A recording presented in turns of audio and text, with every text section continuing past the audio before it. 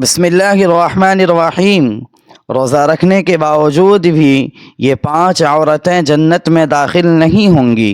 یہ جملہ سن کر شاید آپ چونک گئے، شاید دل کو ٹھیس پہنچا، مگر حقیقت اکثر تلخ ہی ہوتی ہے۔ آپ ایک ایسی بڑی غلطی کر رہی ہیں جس کا احساس بعد میں ہوگا، اور پھر آپ خود کہیں گی کاش میں پہلے جان لیتی۔ اے روزہ رکھنے والی بہنوں، یہ بات سنجیدگی سے سن لیں۔ اگر آپ ان 5 عورتوں میں شامل ہو گئیں تو آپ کا روزہ محض ایک رسم رہ جائے گا۔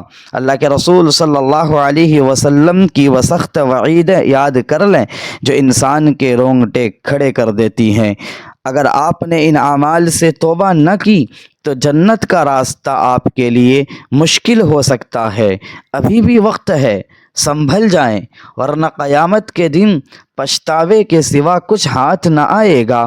پیارے ناظرین، یہ گفتگو کسی عام موضوع پر نہیں بلکہ ایک ایسا آئینہ ہے جس میں ہر ماں، ہر بہن اور ہر روزے دار عورت کو اپنا چہرہ دیکھنا ہوگا۔ ہم رمضان کی رونقوں، افطار کی تیاریوں اور سحری کی مصروفیات میں اتنے کھو جاتے ہیں کہ بھول جاتے ہیں کہ یہ مہینہ صرف کھانے پینے کے اوقات بدلنے کا نام نہیں بلکہ نفس کو قابو کرنے کا مہینہ ہے۔ ذرا میدان حشر کا منظر ذہن میں لائیں۔ تپتا ہوا دن، سورج سوا نیزے پر، ہر شخص اپنی نیکیوں کا بوجھ اٹھائے کھڑا ہے۔ ایک طرف وہ عورتیں ہیں جن کے روزے ان کے لیے سایہ اور ٹھنڈک بن چکے ہیں، اور دوسری طرف وہ بدقسمت عورتیں جن کے چہروں پر ندامت صاف دکھائی دیتی ہے۔ ان کے پاس بھی 30 روزوں کا حساب ہے، لیکن جب وہ اعمال کے ترازو میں رکھے جاتے ہیں تو وزن نہ ہونے کے برابر نکلتا ہے۔ وہ پکارتی ہیں، یا اللہ، میں نے گرمی میں کھانا بنایا، میں نے سحری کے لیے نیند قربان کی، میں نے دن بھر بھوک کاٹ کر مشقت کی، مگر آج یہ روزے میرے کسی کام نہ آئے۔ تب ایک فیصلہ کن آواز آتی ہے، تیرا روزہ صرف بھوک اور پیاس کا تھا، تیری زبان غیبت سے آلودہ رہی، تیرے دل میں حسد اور تکبر پلتا رہا۔ ہمیں ایسے فاقے کی حاجت نہ تھی۔ یہ وہ مقام ہے جہاں ہمیں رک کر سوچنا ہوگا، کیا ہمارا روزہ بھی کہیں صرف ظاہری مشقت تو نہیں؟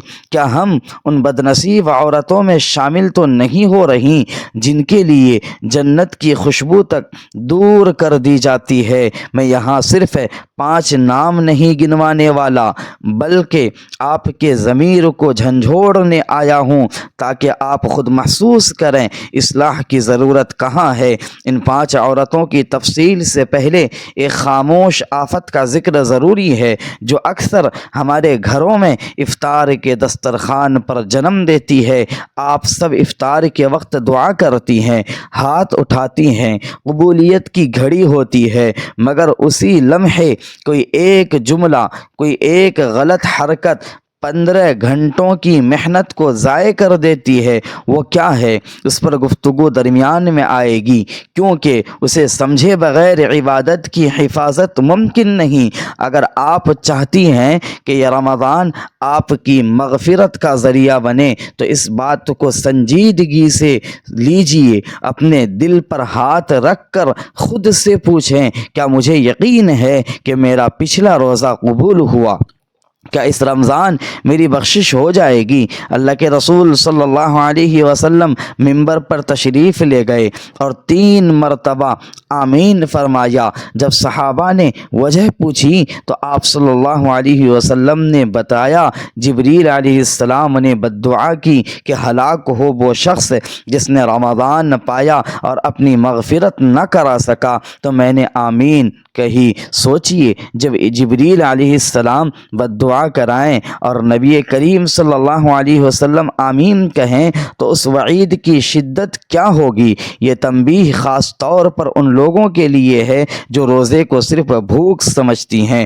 ہم نے سجدوں کو عادت بنا لیا، تسبیح کو رسم، مگر دل کی اصلاح کو نظر انداز کر دیا۔ یہی وہ اصل خطرہ ہے جسے سمجھنا ضروری ہے۔ پہلی عورت وہ ہے جسے دیکھ کر ہم سب یہی کہتی ہیں ماشاء اللہ کتنی صابرہ ہے، کتنی عبادت گزار ہے، مگر اس کی زبان کی ایک معمولی سی لغزش اس کی ساری محنت کو برباد کر رہی ہوتی ہے۔ غور سے سنیے، کیونکہ ممکن ہے اس پہلی عورت کی تصویر آپ کے اپنے گھر میں موجود ہو، یا خدا نہ کرے وہ آپ خود ہوں۔ میری پیاری بہنوں، دل مضبوط کر کے اس عورت کا حال سن لیں جس کا نام بد نصیبوں کی فہرست میں سر فہرست آتا ہے۔ یہ وہ عورت ہے جو سحری میں سب سے پہلے بیدار ہوتی ہے۔ جب باقی گھر والے گہری نیند میں ہوتے ہیں، وہ خاموشی سے کچن میں جاتی ہے، آٹا گوندتی ہے، پراٹھے بناتی ہے۔ اس کی آنکھیں نیند سے بوجھل ہوتی ہیں، مگر وہ صرف اللہ کی رضا کے لیے اپنا آرام قربان کرتی ہے۔ اس نے روزہ رکھا، تسبیح پڑھی، گرمی میں پیاس برداشت کی، یہاں تک کہ صبح سب کچھ درست تھا، لیکن جیسے جیسے دن ڈھلتا ہے اور بھوک اور پیاس کی شدت بڑھتی ہے، اس کا اصل امتحان شروع ہوتا ہے۔ افطاری کا وقت قریب آتے ہی گھر کے ماحول میں ایک تناؤ سا پیدا ہو جاتا ہے۔ اگر شوہر نے پوچھ لیا کیا تیار ہوا ہے تو وہ جھنجھلا اٹھتی ہے۔ اگر بچوں سے کوئی شرارت ہو جائے یا بہو سے برتن ٹوٹ جائے تو اس کے منہ سے ایسے تلخ جملے نکلتے ہیں کہ سننے والوں کے دل زخمی ہو جاتے ہیں۔ بد زبانی، طعن و تشنیع اور سخت لہجہ، اور یوں گھر کی برکت جیسے دھوئیں کی طرح اڑ جاتی ہے۔ میری بہن، ذرا خود سے پوچھیں آپ نے روزہ کیوں رکھا تھا؟ کیا صرف بھوکا رہنے کے لیے؟ کیا اللہ تعالیٰ کو آپ کی بھوک اور پیاس کی ضرورت ہے؟ ہرگز نہیں۔ روزہ تو دراصل زبان کو قابو میں رکھنے کی مشق ہے۔ روزہ تو لہجے میں نرمی پیدا کرنے کے لیے ہے۔ آپ ایک طرف سجدہ کرتی ہیں اور دوسری طرف اسی زبان سے شوہر کی بے عزتی، ساس کی دل آزاری اور بچوں کو بد دعائیں دیتی ہیں۔ یاد رکھیں، جو الفاظ دوسروں کے دل چیر دیتے ہیں وہ قیامت کے دن شعلوں کی صورت میں لوٹ سکتے ہیں۔ بعض لوگ کہتے ہیں روزے میں طبیعت چڑچڑا ہو جاتی ہے، کمزوری ہو جاتی ہے، اس لیے غصہ میں قابو نہیں رہتا، مگر یہی تو اصل امتحان ہے۔ اگر پیٹ بھرے ہوئے آپ نے غصہ نہ کیا تو کون سی بڑی بات ہوئی؟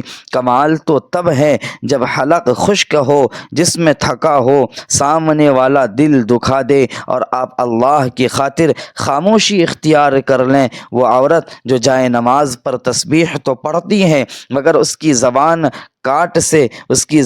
کی کاٹ سے اس کے اپنے محفوظ نہیں، اس کے روزے کی حقیقت پر سوال کھڑا ہو جاتا۔ مدینہ منورہ میں ایک عورت کا ذکر آیا جو کثرت سے عبادت کرتی تھی، راتوں کو قیام، دن کو روزے، صدقہ و خیرات میں پیش جب اس کا حال اللہ کے رسول صلی اللہ علیہ وسلم کے سامنے بیان کیا گیا تو وہ بہت عبادت گزار ہے، مگر اپنی زبان سے پڑوسیوں کو تکلیف دیتی ہے، تو آپ صلی اللہ علیہ وسلم نے فرمایا وہ جہنمی ہے۔ ذرا سوچئے، اس کی تہجد، اس کے نفلی روزے، اس کا صدقہ اسے نہ بچا سکے، کیونکہ اس کی زبان لوگوں کے لیے اذیت تھی۔ میری بہنوں، اگر آپ نے کسی سے بول چال بند کر رکھی ہے، اگر آپ کے سخت الفاظ نے گھر کا سکون چھین لیا ہے تو خالی پیٹ رہنا کافی نہیں۔ افطار کے وقت جب آپ دعا کے لیے ہاتھ اٹھائیں تو لمحہ بھر سوچیں، جس زبان سے ابھی کسی کو دکھ پہنچایا ہے، کیا اسی زبان سے جنت مانگتے ہوئے شرم محسوس نہیں ہوگی؟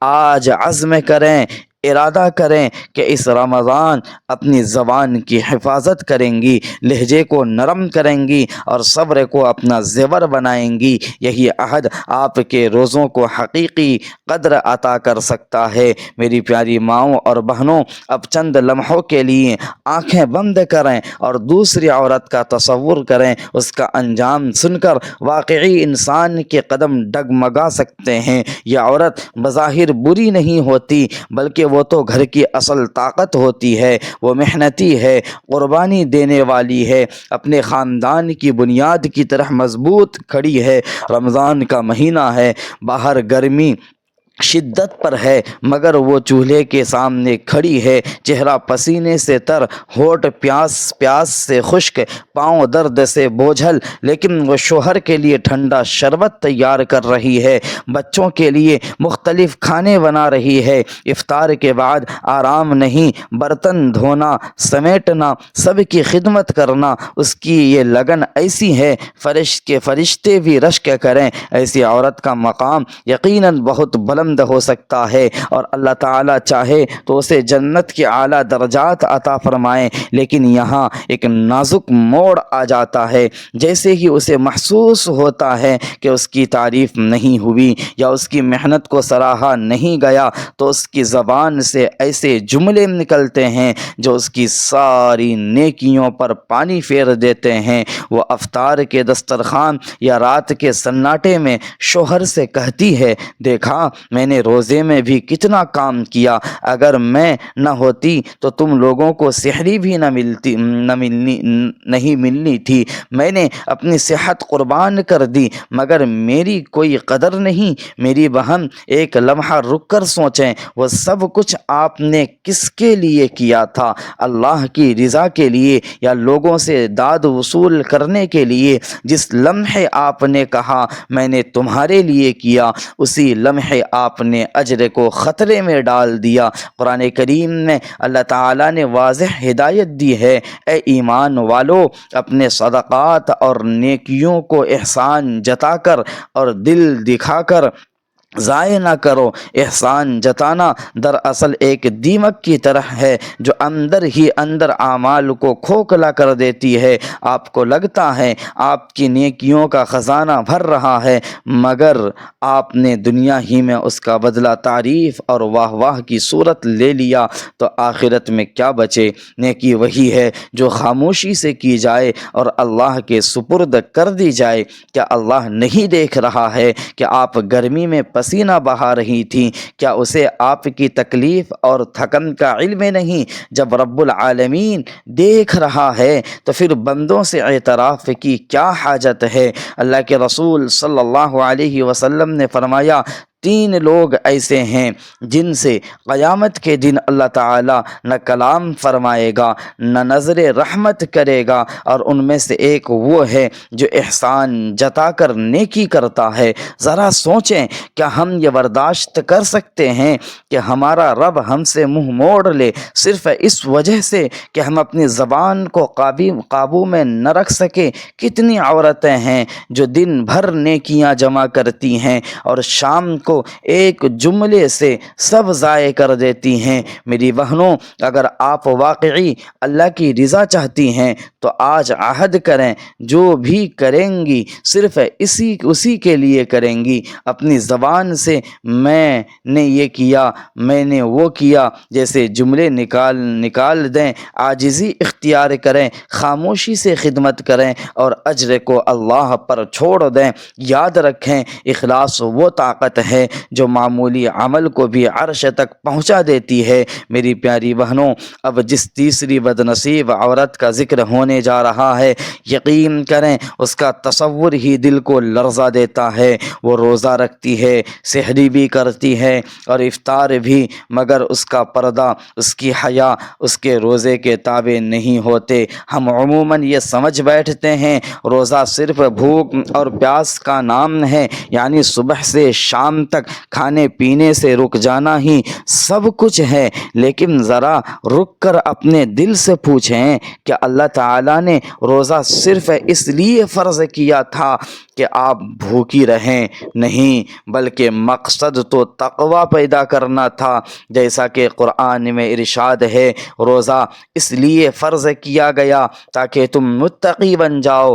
تقوی کا تعلق صرف معدے سے نہیں بلکہ نگاہ، لباس، چال چلن اور حیا سے بھی ہے۔ آج ہم دیکھتے ہیں کہ رمضان کی مبارک ساعتیں چل رہی ہوتی ہیں، مگر بعض بہنیں بازاروں میں، شاپنگ مالز اور سوشل میڈیا پر اس انداز سے ظاہر ہوتی ہیں کہ حیا مجروح ہو جاتی ہے۔ باریک اور چست لباس تیز خوشبو، غیر محرم مردوں سے بے تکلف ہنسی مذاق کیا، یہ وہ طرز عمل ہے جو اس رب کو پسند ہو سکتا ہے جس کی رضا کے لیے 15 گھنٹے پیاس برداشت کی گئی۔ محمد صلی اللہ علیہ وسلم نے ایک حدیث میں فرمایا، اہل جہنم کی 2 قسمیں ایسی ہیں جنہیں میں نے ابھی نہیں دیکھا، ان میں سے ایک وہ عورت ہیں جو کپڑے پہننے کے باوجود برہنہ نظر آتی ہیں، دوسروں کو مائل کرتی ہیں، خود مائل ہوتی ہیں،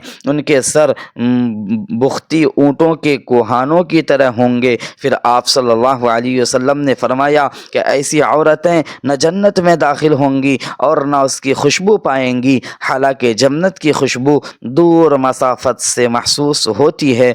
ذرا اس وعید پر غور کریں، آپ نے بھوک برداشت کی، گرمی میں صبر کیا، مگر نمائش اور فیشن کی خاطر حیا کا دامن چھوڑ دیا تو کیا باقی رہا؟ وہ روزہ جو آپ کو پاکیزگی اور باطنی اصلاح دینے آیا تھا، وہ محض ایک ظاہری عمل بن کر رہ گیا۔ کیا واقعی سر سے دوپٹہ ہٹا دینے یا غیر محرم کے سامنے زیب و زینت دکھانے سے اللہ خوش ہوگا؟ ہرگز نہیں۔ حیا عورت کا اصل زیور ہے، بلکہ ایمان کا حصہ ہے۔ جس دل میں حیا نہ ہو، اس کی عبادتوں کا وزن کم ہو جاتا ہے۔ کتنا افسوس ہے کہ ہم اللہ کو راضی کرنے کے لیے کھانا چھوڑ دیتے ہیں، مگر لوگوں کی نظروں میں اچھا لگنے کے لیے اپنی حیا کا سودا کر لیتے ہیں۔ یاد رکھیں، حسن اور جوانی عارضی ہیں، کل جب قبر کی تنہائی ہوگی تو نہ فیشن کام آئے گا، نہ سوشل میڈیا کی تعریفیں، وہاں وہ پردہ کا کام آئے گا جو اللہ کی رضا کے لیے کیا گیا ہوگا۔ تصور کریں، قیامت کے دن جب اللہ پوچھے گا، اے میری بندی، تو نے میرے لیے روزہ رکھا مگر میری حدود کیوں توڑی؟ اس سوال کا جواب کیا ہوگا؟ میری ماؤں اور بہنوں، حیا عورت کا وقار ہے۔ اگر روزہ رکھ کر بھی نگاہ، لباس اور رویہ محفوظ نہ رہا تو مقصد فوت ہو گیا۔ آج عہد کریں، اس مبارک مہینے میں اپنی زینت کی نمائش سے بچیں گی، اپنی نگاہوں اور لباس کی حفاظت کریں گی اور حیا کو اپنا تاج بنائیں گی۔ ایک سچا فیصلہ آپ کی عبادتوں میں جان ڈال سکتا ہے اور آخرت میں کامیابی کا ذریعہ بھی بن سکتا ہے۔ میری پیاری بہنوں، اب دل پر ہاتھ رکھ کر اس چوتھی عورت کے بارے میں سنیں۔ یہ وہ عورت ہے جس کی عبادتیں اس کے اپنے گھر کی چھت سے اوپر نہیں جا پاتی، باہر کی دنیا میں وہ نہایت نیک سمجھی جاتی ہے، محلے میں اس کی پارسائی کے چرچے ہوتے ہیں، وہ تسبیح بھی پڑھتی ہے، سحری و افطاری کا خوب اہتمام بھی کرتی ہے، لوگوں سے نرم لہجے میں بات کرتی ہے، لیکن جب معاملہ اپنے شوہر کا آتا ہے تو اس کا رویہ بدل جاتا ہے۔ اس کی زبان جو دوسروں کے لیے شہد ہے،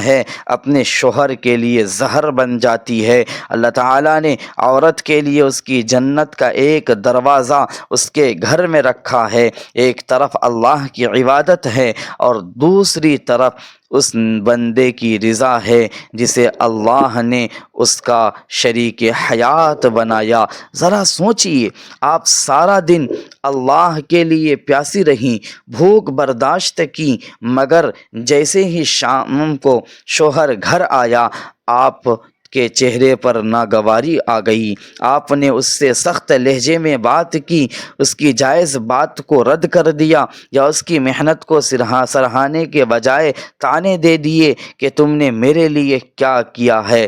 کیا یہ وہ اخلاق ہے جو روزہ سکھانے آیا تھا؟ روزہ دراصل عاجزی اور نفس کو جھکانے کی تربیت ہے۔ اگر وہ آپ کو اپنے ہی گھر میں نرم مزاج نہ بنا سکا تو پھر وہ محض ظاہری مشقت رہ گئی۔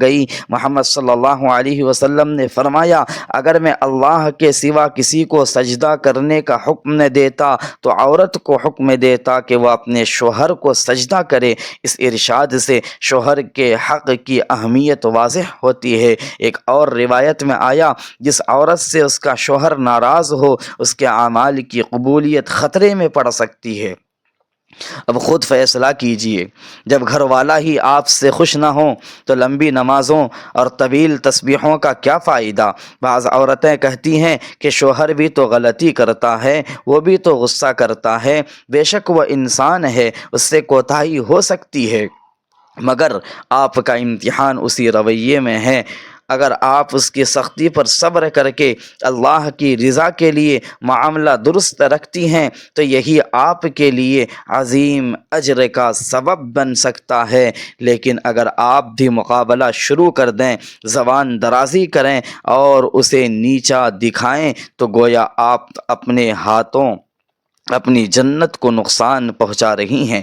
کتنا عجیب ہے کہ ہم اللہ کو راضی کرنے کے لیے پانی چھوڑ دیتے ہیں مگر اپنی انا نہیں چھوڑتے، مصلی پر بیٹھ کر مغفرت مانگتے ہیں مگر اسی گھر میں رہنے والے شخص کے لیے نرم دل نہیں کرتے۔ یاد رکھیں، گھر تبھی سکون کا گہوارہ بنتا ہے جب عورت اس میں محبت، برداشت اور فرما برداری کا چراغ روشن کرتی ہے۔ وہ عورت جو دن بھر روزے میں مگر شوہر کے آتے ہی ماحول خراب کر دے، اس کا روزہ روح سے خالی ہے۔ ذرا قبر کی تنہائی کا تصور کریں، وہاں اللہ کے حق کے بعد بندوں کے حقوق کا سوال بھی ہو سکتا ہے۔ کیا آپ پورے یقین سے کہہ سکیں گی کہ میں نے اپنے شوہر کا حق ادا کیا؟ میری بہنوں، اگر آپ چاہتی ہیں کہ آپ کا رمضان واقعی کامیاب ہو تو آج نیت کریں کہ اپنے رویے کو درست کریں گی، گھر کے سکون کو ترجیح دیں گی اور اللہ کی رضا کے لیے اپنے شوہر کے ساتھ حسن سلوک اختیار کریں گی۔ یہی عزم آپ کی عبادتوں کو وزن عطا کرے گا اور آپ کے گھر کو جنت کا نمونہ بنا سکتا ہے۔ اب پانچویں بد نصیب عورت کا حال سنیں، وہ جس کا ذکر ہو تو عرش کے فرشتے بھی افسردہ ہو جائیں۔ یہ وہ عورت ہے جو بظاہر بڑی عبادت گزار ہے، روزہ رکھتی ہے، سحری کرتی ہے، افطار کے وقت لمبی دعائیں مانگتی ہے، مصلی پر بیٹھ کر تسبیح پڑھتی ہے، مگر اس کے سینے میں دھڑکنے والا دل کینہ اور نفرت سے بھرا ہوتا ہے۔ اس نے کسی بہن، بھائی، نند یا جیٹھانی سے برسوں سے تعلق توڑ رکھا ہے۔ وہ کہتی ہے میں اسے کبھی معاف نہیں کروں گی، میں اس سے بات نہیں کروں گی، اس نے میرا دل دکھایا تھا۔ میری بہن، ذرا ٹھہریں، جس زبان سے آپ اللہ سے مغفرت مانگتی ہیں اسی زبان سے آپ نے اس کے بندوں سے قطع تعلق کیا ہوا ہے۔ جس رب سے معافی کی امید ہے اس کی مخلوق کو معاف کرنے کو تیار نہیں۔ جناب محمد الرسول اللہ صلی اللہ علیہ وسلم نے فرمایا، کسی مسلمان کے لیے جائز نہیں کہ وہ اپنے بھائی سے 3 دن سے زیادہ بول چال بند رکھے، اور ایک حدیث میں آیا ہے کہ ان دو کو جو آپس میں دشمنی رکھیں ان کے بارے میں کہا جاتا ہے انہیں چھوڑ دو جب تک یہ صلح نہ کر لیں۔ سوچیں، آپ کا روزہ آسمان تک پہنچے اور وہاں سے لوٹا دیا جائے، اس کے دل میں کینہ ہے، کتنی بڑی محرومی ہے۔ ہم چاہتے ہیں کہ اللہ ہمارے گناہوں کا سمندر معاف کر دے مگر خود کسی کی خطا معاف نہیں کرتے۔ روزہ دل کو نرم کرنے آیا تھا، جوڑنے آیا تھا، مگر دل کی سختی باقی رہی تو مقصد فوت ہو گیا۔ اگر اسی حال میں موت آ جائے تو کیا جواب دیں گی؟ آج بھی وقت ہے، دل سے نفرت نکال دیں، رشتے جوڑ لیں، معاف کر دیں۔ یاد رکھیں، جو بندوں کو معاف کرتا ہے اللہ اسے معاف فرماتا ہے۔ ابھی توبہ کا دروازہ کھلا ہے، اپنے دل کو صاف کر لیں تاکہ آپ کے روزے واقعی قبولیت پا سکیں۔ اللہ تعالی ہم سب کو ان باتوں پر عمل کی توفیق عطا فرمائے اور ہم سب کے روزوں کو قبول فرما کر ہم سبوں کی مغفرت فرمائے، آمین یا رب العالمین۔ والسلام علیکم ورحمۃ اللہ وبرکاتہ۔